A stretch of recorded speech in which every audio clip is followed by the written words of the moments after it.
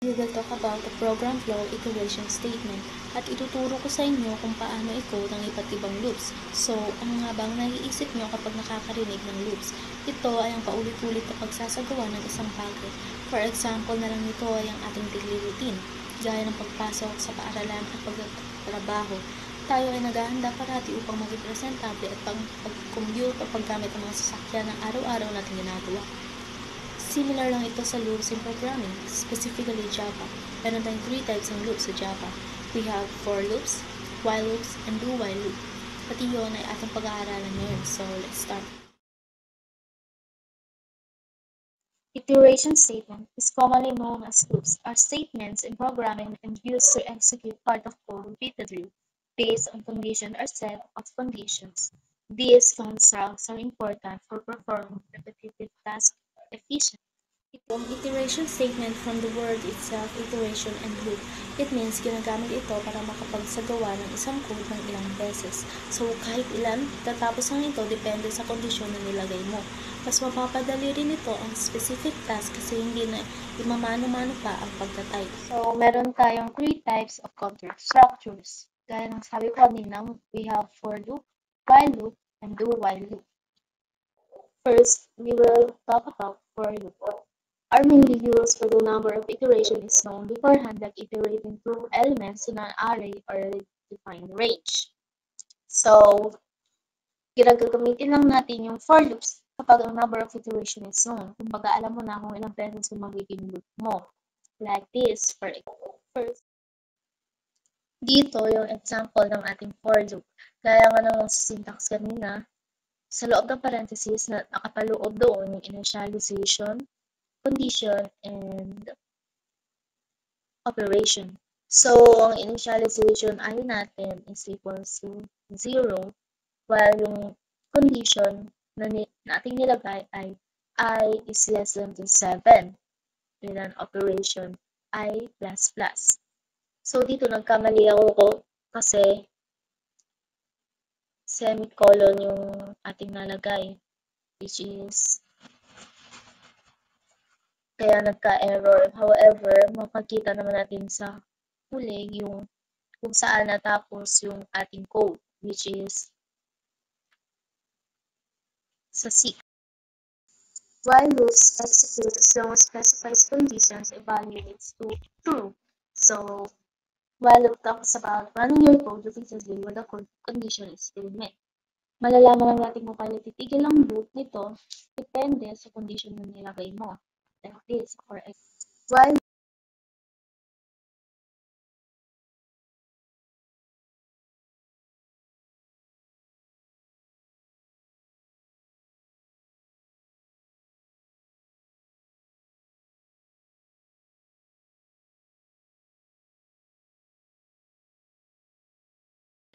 Dito, yung code natin ay magbibilang ng up to 6 dahil sa condition na ating nilagay. Lastly, we have do-while loop, are similar to while loop but guarantee at least one execution of the loop body before checking the condition. So, dito, mauna yung execution bago i-check yung condition.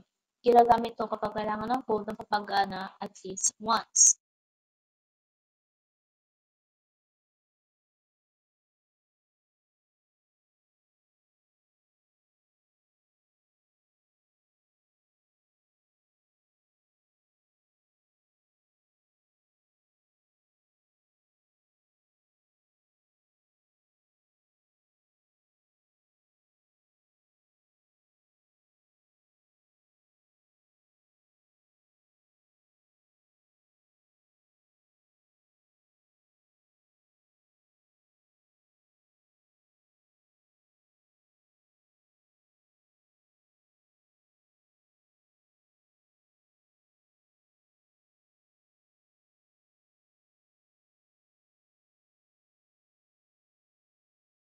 Dito sa do while loop, gaya ng sabi, execution first before the condition.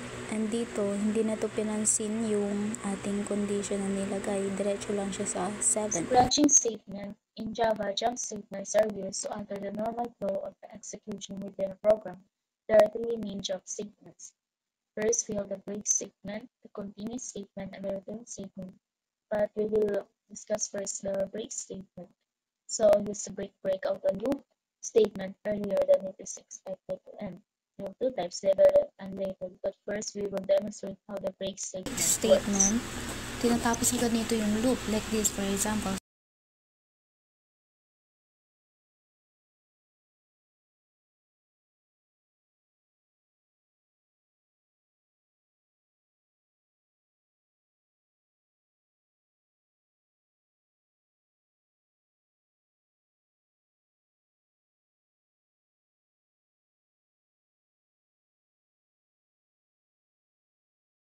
Napansin yung condition natin because ang role nito is to end or break out the loop.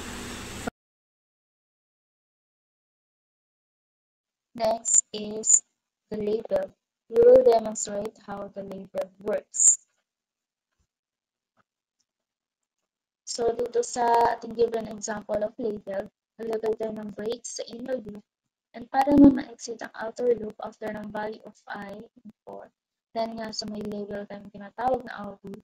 So pag sinabi natin dito, break outing, ang buong loop ay nata-terminate o Next is we will demonstrate how the unlabeled works.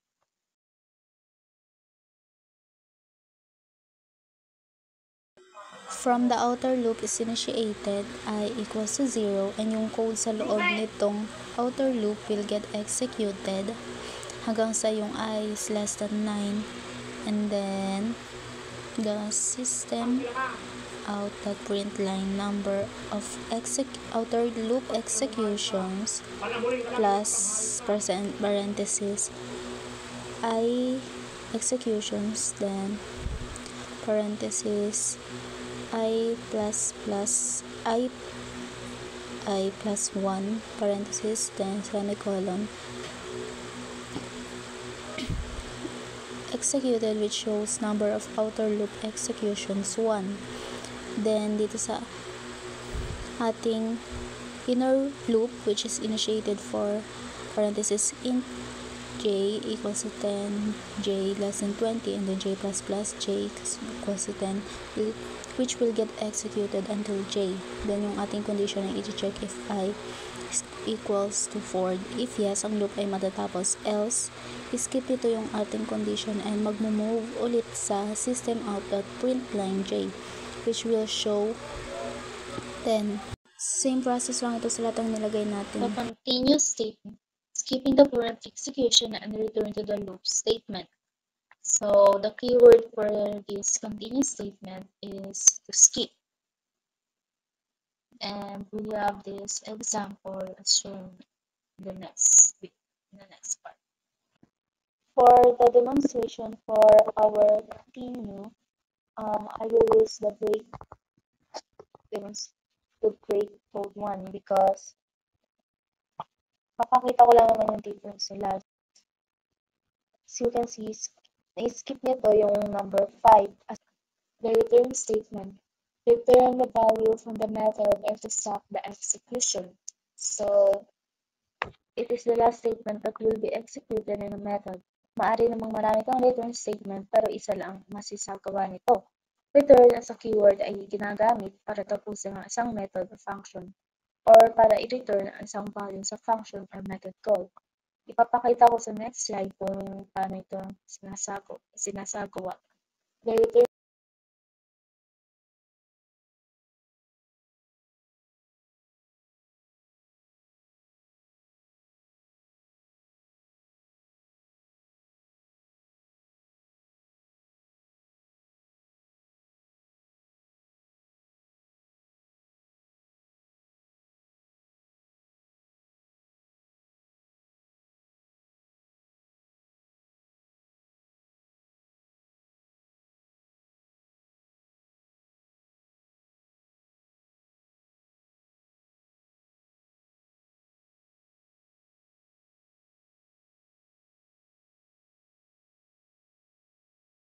Dito nagsimula yung program natin sa main function, and then we will add 3 and 4.